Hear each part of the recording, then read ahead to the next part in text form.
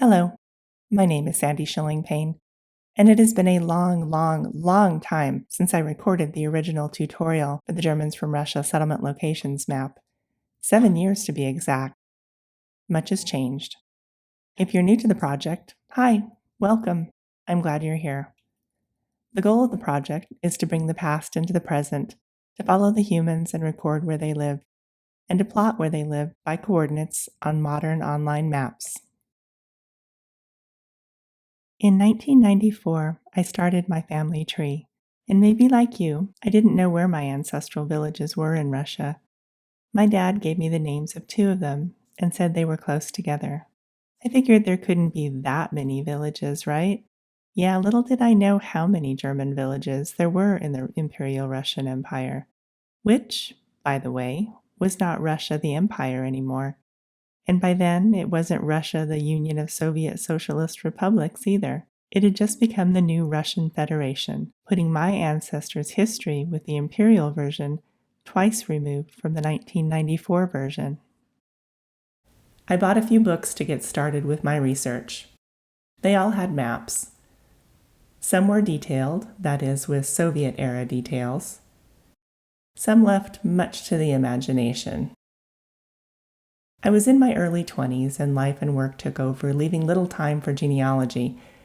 But each time I returned to my research in the decades to come, I wished for a better map. One that showed all the places where Germans lived in Russia, but in a modern-day context. One that showed what those places were called today and what countries they were in. Why wasn't there a map like that? I was curious about all these villages, even if they weren't connected to my own family. It would have been so much easier to be able to look up where a place was on a map and literally see where it is today.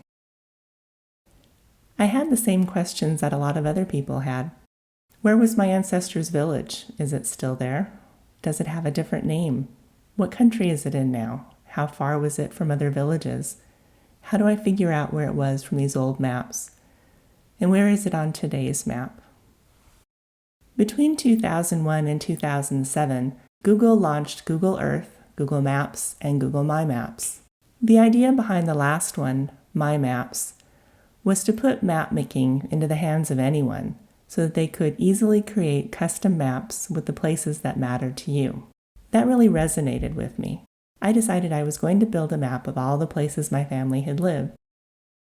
And then I started seeing more lists of coordinates of German villages showing up on websites, and even a few sent to me directly. I had no idea where they came from or if they were correct, or how many in total there were. There were bits and pieces here and there that were popping up. There were lists of colonies, some with a little history and a little about the location. And there were lists of coordinates with no history at all associated with them. I also saw some other MyMaps, all of which seemed abandoned. I can attest it's a lot of work not only to make them, but also to make them useful. There just seemed to be a lot of parts of a tool that didn't exist yet. I'd like to tell you about this tractor. Stay with me here, okay? Several years ago, one of my brothers asked me to send him everything I had about our grandfather Jacob Schilling's tractors, in particular the International Harvester.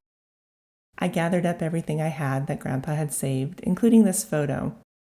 Everyone with an agrarian background has photos of the family tractors, right? I know you do.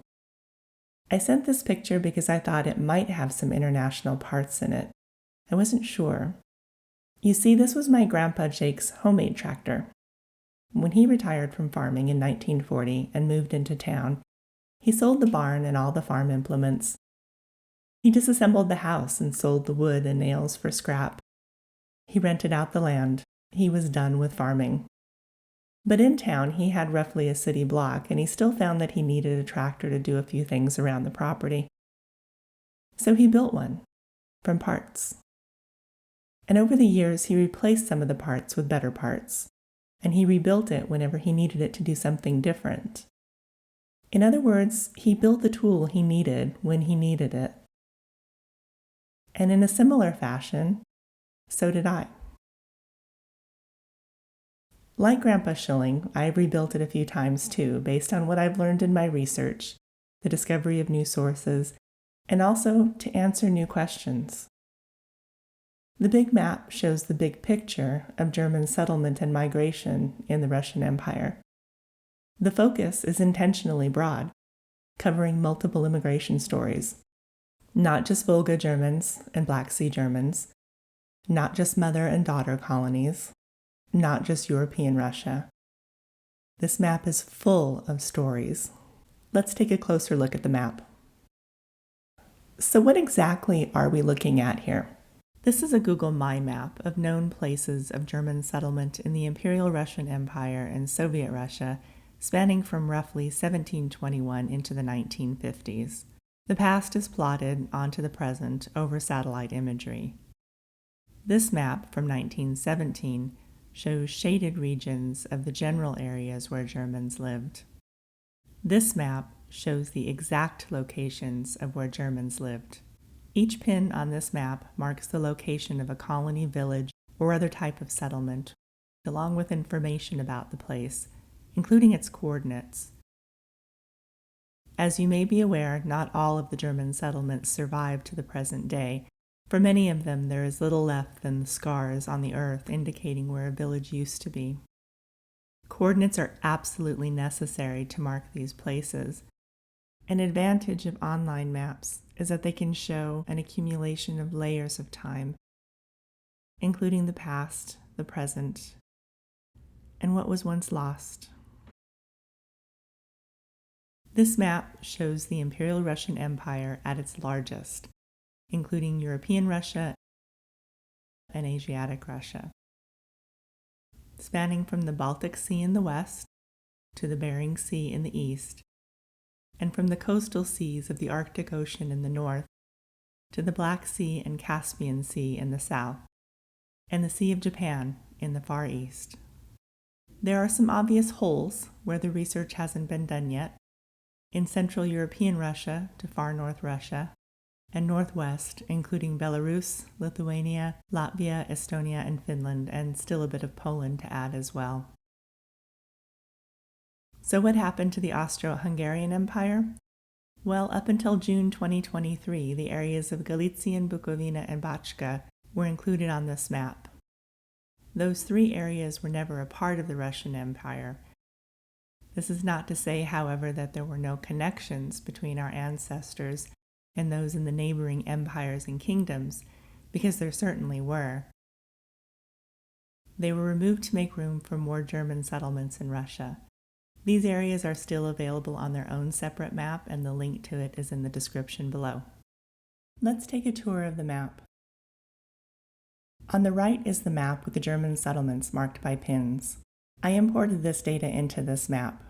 Every marker you see comes from the data set that I have compiled, researched, verified, and continue to curate. Good, bad, or ugly, what you see here is on me. On the left is the legend.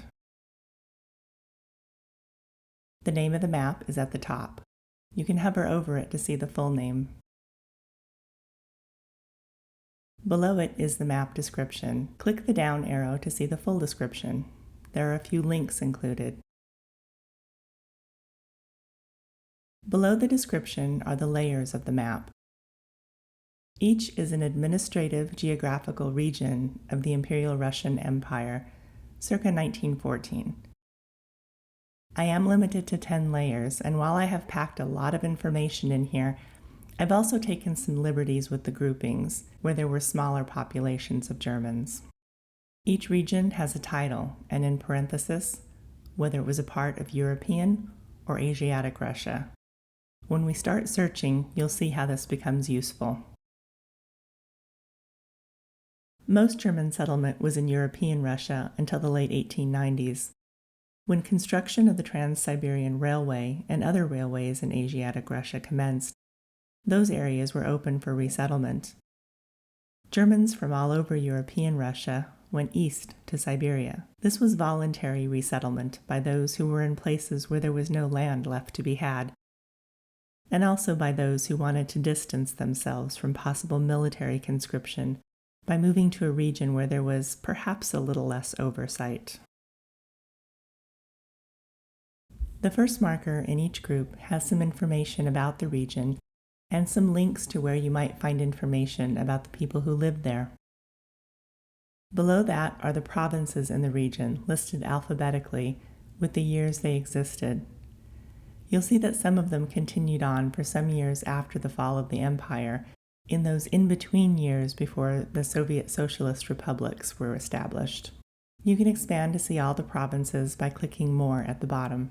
I use the word province as the Romanized and American English translated version of the word governorate or gubernia. Any way you look at it, for a frame of reference, it equates to a state in the U.S. like New Mexico or South Dakota, which are managed by a governor. Expand the region out and you'll see the alphabetical listing of German settlements by province.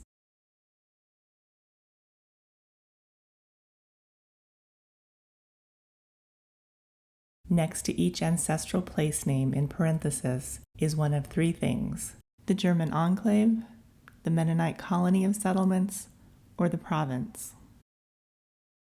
Again, when we start searching, you'll see how this becomes helpful, particularly when you're searching for a common German place name that was used in multiple regions, like Neudorf.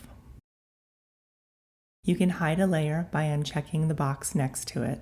The places in that layer will disappear. However, they'll still show up in searches. Scroll all the way to the bottom.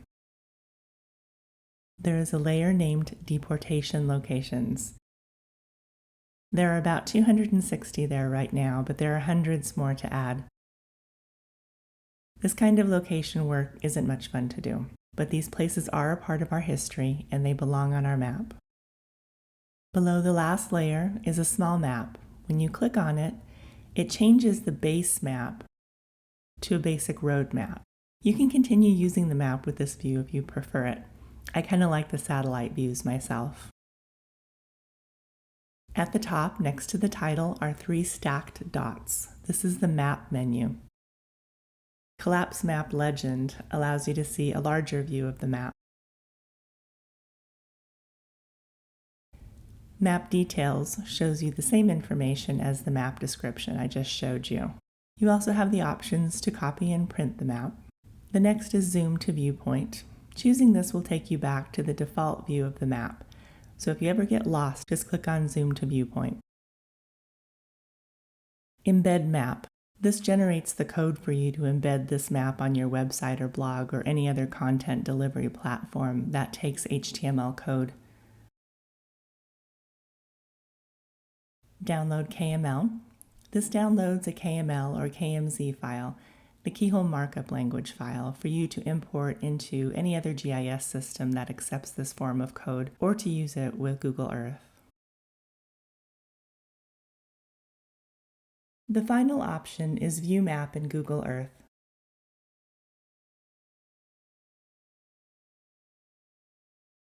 Let's go back to the Germans from Russia settlement locations map and search for some ancestral colonies. There are two ways to search the map. The first way is to expand a region on the legend and search the page for a colony name using the browser's search or find function. You've probably done this before on other web pages when you were looking for a word or phrase within the text of the page. This map is a web page, so you can do the same thing. If you know what region or regions your colony or village was in, you can simply expand the region and search.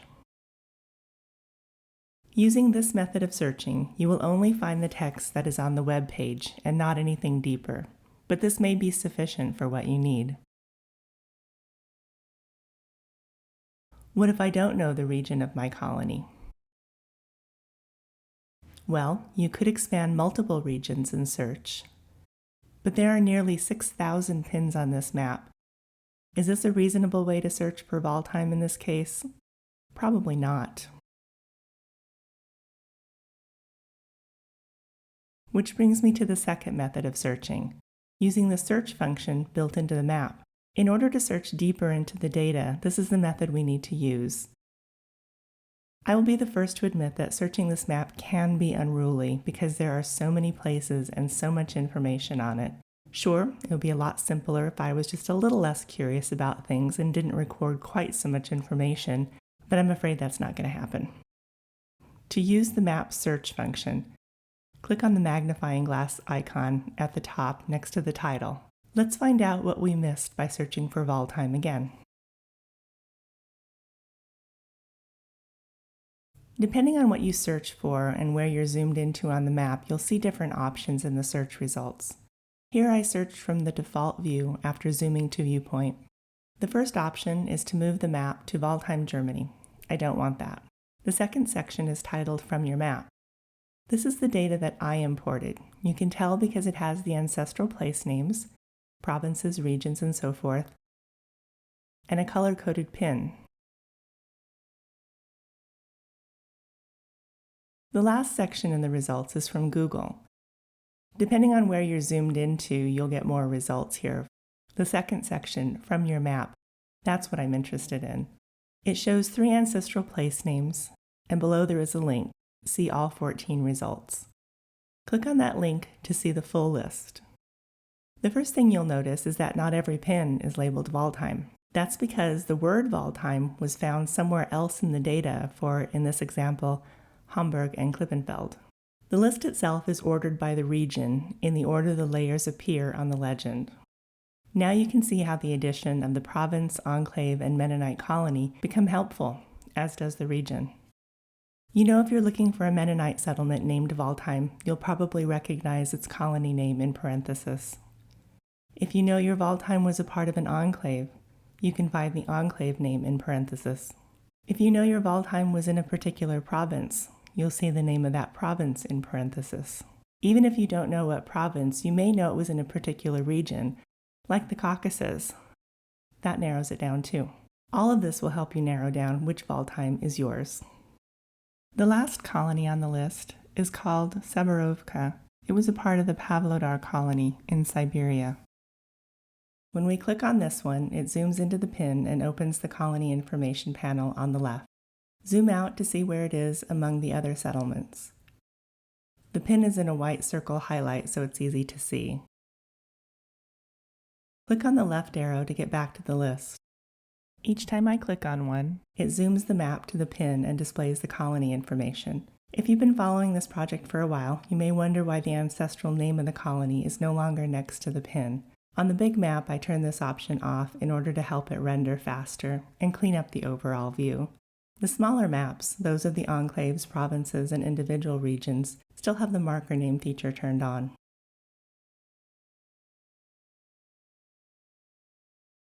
Let's look at the data for a colony. There is a full description of all the data that I collect on the website. This is the information I've collected on Severovka.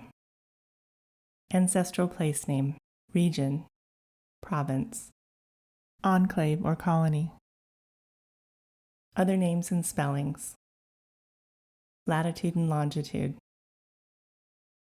German origins. Here we see some of the original settlers came from Waldheim in the Malachna colony, so this is why Severovka came up when we searched for Waldheim. Earliest known year of German habitation. I think this is interesting to know when Germans first showed up in a place, especially in non-German founded settlements. Remember, this map shows all the different places where Germans lived, not just those that they themselves founded as colonists in the Russian Empire. Sources generally don't note the earliest year of German habitation, unless the place was founded by Germans. This information I get from church records, pedigree databases, or EWZ records. The year founded or settled. The type of settlement.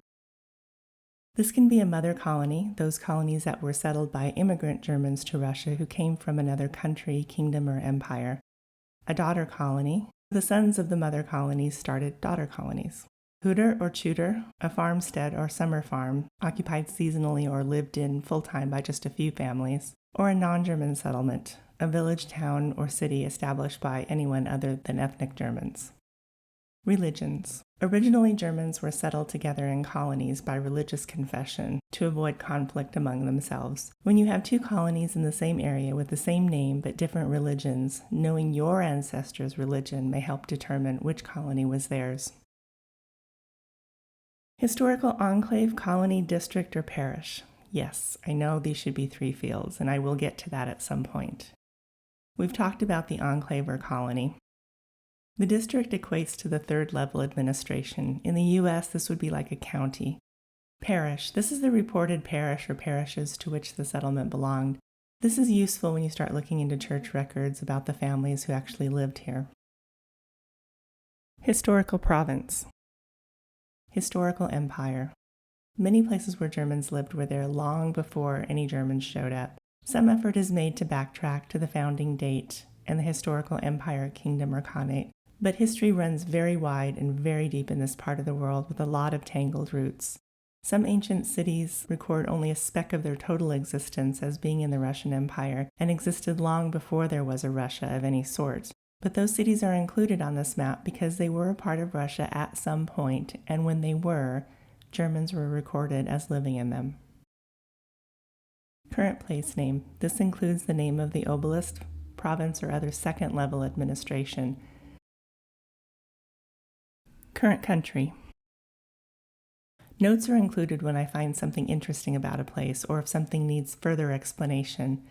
There are none here, so the field doesn't show up on the map. Sources and further reading. The sources listed support the data presented for the colony. It can include maps, compilations by other researchers, names databases, Wikipedia entries, and so forth. Links to free sources are listed whenever possible. I try to list out information that will help others verify and expand the research shown on this map. It's important to be transparent about where the information comes from and how conclusions are made. And sometimes this means being wrong and having to correct the information. Which brings me to the last field, last update. This is the date in the format of year, month, day, and is the last time I updated anything for this particular place. Before we go on, be aware that you can easily copy some or all of this information on the left and paste it into your research log. That's why it's there.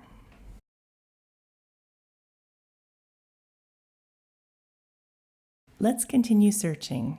Let's do Neudorf. There's probably one or two of those.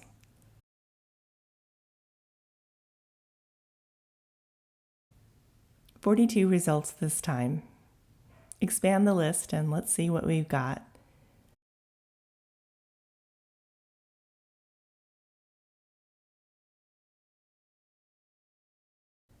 So we have 2 that were Volga colonies.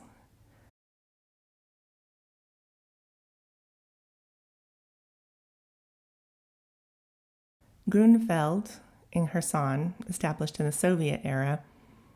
One of its alternate names was Neudorf.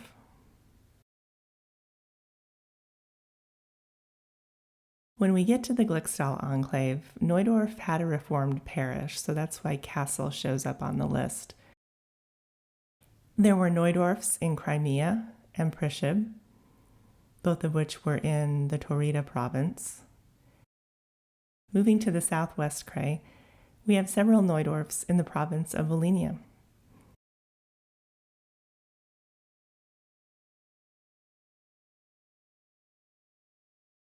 Moving southeast to the Caucasus region, there are 4.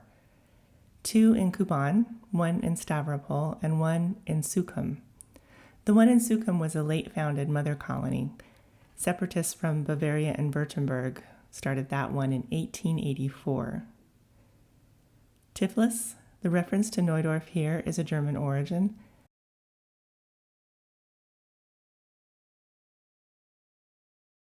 Klein Neudorf in Kherson in this case. Now we head northwest to St. Petersburg, to Strela Kolina, which was also called Neudorf.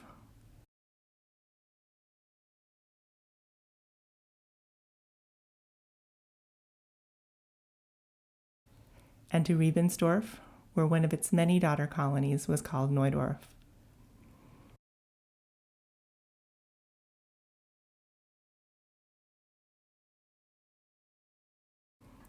Okay, off now to Siberia, where we have 4 settlements in the province of Akmala, 2 in Tobolsk and 2 in Tomsk.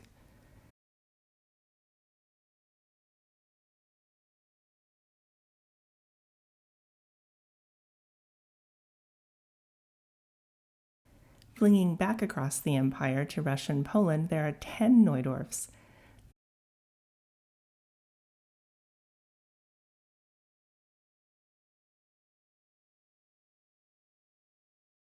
The last place on the list is a deportation location.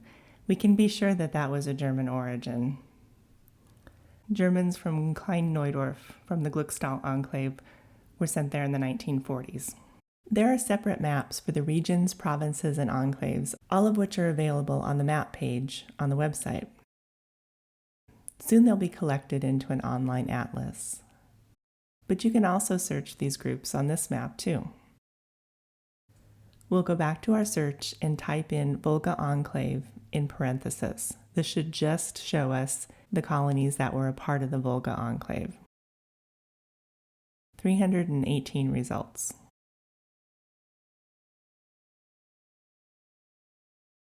Change the search to just Volga. 616 results. The first thing we see is there are some villages in Astrakhan province. When we click on one, we can see that they were established by descendants of Volga Germans.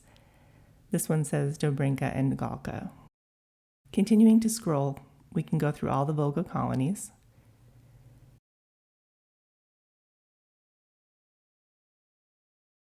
And then we start to get to other provinces. Here we have a reference to Volga in Stavropol and Tursk that would be the North Caucasus region. Continuing down, we see more provinces where the word Volga is in the entry somewhere, likely in the German origins field of the data. Keep going down and we hit colonies in the former Russian Turkestan, in the areas of Sirdarya and Transcaspia. These are areas that Volga Germans migrated to. And finally, at the end, again, deportation locations.